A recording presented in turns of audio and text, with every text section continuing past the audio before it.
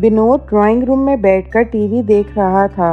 रीमा और सरला देवी दोनों किचन में थे। रीमा बर्तन मांज रही थी। सरला देवी सुबह के नाश्ते की तैयारी में लगी थी। 10 साल की पिंकी स्कूल जाने की तैयारी कर रही थी। विनोद ने ड्राइंग रूम से ही ऊंची आवाज़ में कहा, रीमा, तुम्हारी सैलरी आ गई क्या?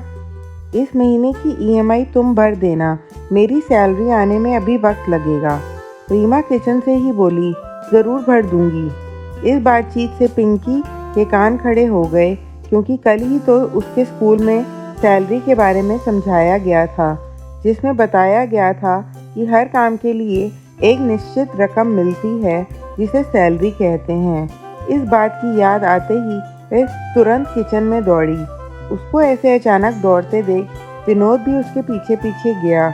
पिंकी ने अपनी दादी के पास जाकर उनसे पूछा, दादी, आपको सैलरी नहीं मिलती है क्या? विनोद और रीमा एक दूसरे की तरफ देखकर मुस्कुराए। सरला देवी ने पिंकी को समझाते हुए कहा, बच्चा, तुम्हारे मम्मी पापा ऑफिस जाते हैं, इसलिए उन्हें सैलरी मिलती है। मैं तो घर पर ही रहती हूँ ना, इसलिए मुझे सैलरी नहीं मिलती। पिंकी बोली, दादी, आप भी तो कितना सारा काम करती हो। सुबह जल्दी उठकर नाश्ता बनाना, खाना बनाना, पूरे घर की साफ सफाई करना, कपड़े धोना, मुझे पढ़ाना और बाज़ार जाकर राशन लाना, और भी पता नहीं क्या क्या। आपके इन्हीं सभी कामों की वजह से तो पापा और मम्मी निश्चित होकर काम पर जा पाते हैं, और मैं भी स्कूल से अच्छे नंबरों से पास हो पाती हूँ। तो क्या इन कामों की कोई वैल्यू नहीं है? पिंकी की बातें सुनकर कुछ पलों के लिए सब शांत हो गए। 10 साल की एक छोटी सी बच्ची जो सोच रही थी वह गलत नहीं था। सरला देवी बोली, किसने कहा मुझे सैलरी नहीं मिलती? मुझे पैसों के रूप में सैलरी नहीं मिलती, लेकिन मुझे जिस रूप में सैलरी मिलती है उसकी कीमत कोई लगा नहीं सकता। मैं घर की जिम्मेदारी संभालती हूँ, तो मुझे तुम्हारी मम्मी एक दोस्त के रूप में मदद करती हैं। तुम्हारी मम्मी की दोस्ती मेरे लिए वह सैलरी है। मुझे पैसों की ज़रूरत होती है तो मैं तुम्हारे पापा को बोलती हूँ, वह मुझे झट से पैसे निकाल कर देते हैं। तुम्हारे पापा का यह प्यार मेरी सैलरी है, और तुम जो मुझे इतना प्यार करती हो, मेरे बारे में इतना सोचती हो, यह तो मेरा बोनस है। अब बताओ, क्या मुझे किसी से कम सैलरी मिलती है? दादी की बातें सुन पिंकी खुश होकर दादी के गले से लगते हुए बोली, अरे वाह दादी, आप तो बहुत अमीर हैं। सबके चेहरों पर बड़ी मुस्कान आ गई। रीमा सरला देवी के पास आई और बोली, मम्मी जी, हमने कभी इस बारे में सोचा ही नहीं, लेकिन आपको कभी इस बारे में विचार नहीं आता कि आपको भी सैलरी मिलनी चाहिए? कभी कभार, वह भी जब तुम लोगों को कुछ खरीद कर देना होता है, तब थोड़ा सा बुरा लगता है, सरला देवी ने कहा। पिंकी बीच में ही बोल पड़ी, तभी तो मैं आपसे कह रही थी दादी, आप ट्यूशन शुरू कर दीजिए।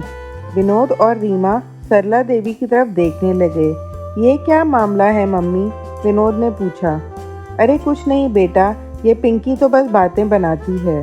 सरला देवी ने बात को टालने की कोशिश की। नहीं पापा, मैं आपको पूरी बात बताती हूँ। मेरी फ्रेंड सोनी है ना, उसकी मम्मी एक बार मुझसे पूछ रही थी कि तुम हमेशा क्लास में फ़र्स्ट आती हो, तुम कौन सी ट्यूशन क्लास से ट्यूशन लेती हो, मुझे बताओ ताकि सोनी को वहीं भेज सकूं। जब मैंने उनसे कहा कि मुझे तो मेरी दादी ही पढ़ाती हैं, तो अगले दिन वे हमारे घर ही आ गई थी और दादी से मिलकर उन्हें सोनी और उसके साथ 3-4 और बच्चों को ट्यूशन देने के लिए कह रही थी, लेकिन दादी ने मना कर दिया। दादी हाँ भी कैसे करती, उनके पास दिन भर इतना काम जो रहता है। पिंकी ने सारी बात कही। विनोद बोला, माँ, आपको ट्यूशन पढ़ाना चाहिए। ये बात तो पक्की है कि आप पढ़ाती बहुत अच्छा हैं।